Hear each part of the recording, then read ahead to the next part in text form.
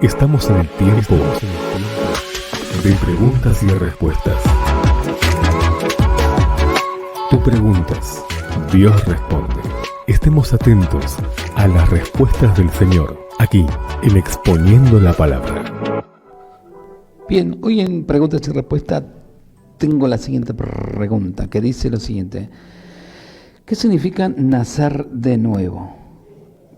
Convertirse o inconverso. He leído estas expresiones en su página y no entiendo lo que significa. Bien, la respuesta. El Señor Jesucristo, ¿quién fue quien indicó la necesidad de nacer de nuevo? Para poder entrar, ¿a dónde? En el cielo. Y es notable que esta exhortación se la dirigiera no a un hombre malvado, sino a un hombre religioso, que aunque era sincero, el Señor lo vio que estaba sinceramente equivocado y en consecuencia estaba sinceramente condenado si no tenía un cambio radical de su vida. Juan 3 dice, respondió Jesús y le dijo, de cierto te digo, que el que no naciere de nuevo no puede ver el reino de Dios. No solamente no podía entrar al cielo, sino que aún no podía ver ese cielo que Dios tenía prometido a todos los que habían nacido de nuevo. Nicodemo era un principal de los fariseos que acudió al Señor, pero para hablar, como muchos en nuestros días, deseaba hablar solamente de temas religiosos y de las señales que Jesús hacía. El Señor ignoró las preguntas de este hombre y fue directamente al tema importante que él afrontaba en su vida. La necesidad inmediata de convertirse, nacer de nuevo. Convertirse es dar un giro de 180 grados en su vida y dejar ese camino y dirección por el cual transitaba junto a toda la multitud que iba camino al infierno. Aunque fuera un hombre religioso, sincero, que no le hiciera mal a nadie, porque la salvación no depende de nuestras obras, ¿no? Debido a que ante los ojos de Dios no existe ni siquiera uno que haga lo bueno y sea acreedor del cielo. Por su propio mérito nadie va a entrar al cielo. Todos por igual estamos condenados por la santidad y la justicia de Dios. Romanos 3:12 es más claro, dice, todos se desviaron, a una se hicieron inútiles. Miren lo que nos hicimos, ¿no? Y luego dice, no hay quien haga lo bueno, no hay ni siquiera uno. Bajo esta sentencia divina, todos sin excepción estábamos condenados y no podíamos entrar al cielo. Solamente lo puede hacer quienes reconozcan su condición de perdidos, se arrepientan de su vida pasada y reciban al Señor en su corazón como el único Salvador que le puede otorgar perdón y vida eterna. Esta verdad lo expresó Dios desde el Antiguo Testamento. Segunda de Crónicas 7:14 dice, si se humillare mi pueblo sobre el cual mi nombre es invocado, y oraren y buscaren mi rostro, y se convirtieren de sus malos caminos, entonces yo iré desde los cielos y perdonaré sus pecados y sanaré su tierra. La conversión implica no solamente reconocer su condición de pecador en humillación ante Dios, sino de dar un giro en su vida buscando el rostro del Señor y dejar su vida pasada con las formas, hábitos y meta que tiene todo lo que en el mundo transitan el camino al infierno, sin saber y sin haber aceptado al Señor Jesucristo y su obra salvadora. Ahora bien, Él realizó en la cruz del Calvario ese sacrificio para nosotros, incluyendo a los indiferentes que caminan convencidos que finalmente Dios perdonará a todos o con la muerte se acaba todo. No necesitamos esperar un supuesto juicio final para escuchar la sentencia, porque la justicia divina ya sea ha pronunciado sobre todo aquello que ha sido indiferente o rechazan la obra redentora de Cristo. Es lo que respondió el Señor a ese hombre religioso que estaba contemplando solamente las señales que Jesús hacía. Oh, qué lindo los milagros de Jesús, qué lindo que la palabra, qué bueno que hace cristiano, pero la vida de muchos sigue siendo la misma, no ha cambiado para nada. Juan 3:17 dice, porque no envió Dios a su Hijo al mundo para condenar al mundo, sino para que el mundo sea salvo por él. El 18 dice que en él cree. La palabra creer en la Biblia significa dejar hábitos malos, costumbres, sistema de vida, pensamientos, actitudes y volverse al Cristo de la gloria y vivir como Cristo vivió. Eso significa creer, vivir como Cristo, ser cristiano. Bien, el que no cree, dice, ¿qué pasó? No es condenado, pero el que no cree ya sea condenado. ¿Escuchó? El que en él cree no sea condenado, pero el que no cree ya sea condenado. Él solo se ha condenado por no creer, porque no ha creído, dicen que, en el nombre de unigénito del Hijo de Dios. No dice porque no ha creído en la denominación, porque no ha creído en su pastor. No tiene nada que ver. Si no creíste en Cristo, estás perdido. Bien, para librarnos de ese veredicto que Dios ha dictado sobre todo este mundo es necesario nacer de nuevo. Que fue lo que Jesús expresó al decirle a Nicodemo que era necesario nacer de nuevo. Nicodemo, un principal de los fariseos, un hombre religioso que seguramente llevaba una vida ordenada y era muy conocedor de las Sagradas Escrituras, no logró entender el alcance de las palabras del Señor y respondió con otra pregunta.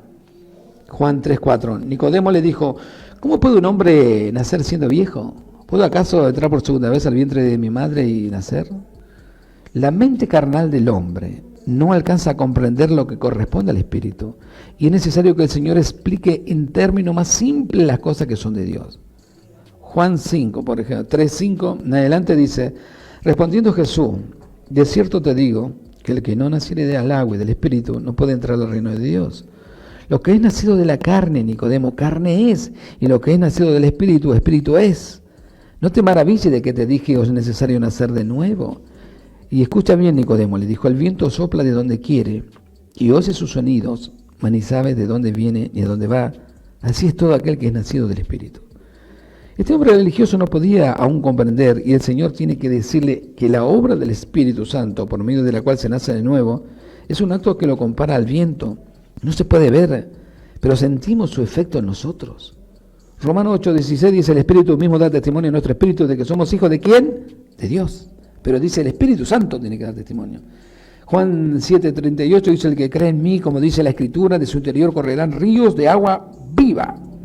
El nuevo nacimiento se realiza a través del Espíritu Santo.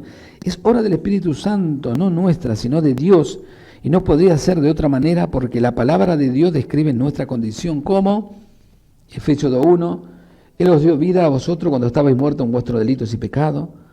Efesios 2:2 dice, en los cuales anduviste en otro tiempo, siguiendo la corriente de este mundo, conforme a los príncipes de la potestad del aire, el espíritu que ahora opera en los hijos de desobediencia. Y Efesios 2:3 dice, entre los cuales también todos nosotros vivimos en otro tiempo, en los deseos de nuestra carne, haciendo la voluntad de la carne y de los pensamientos, y éramos por naturaleza hijos de ira, lo mismo que los demás. Está hablando de la antigua vida por la cual nosotros deberemos nacer y dejar todas esas cosas. Antes que el Espíritu de Dios obrara en nosotros y nos hiciera nacer de nuevo, nuestra situación, el Señor la describe de muertos y Él nos dio vida.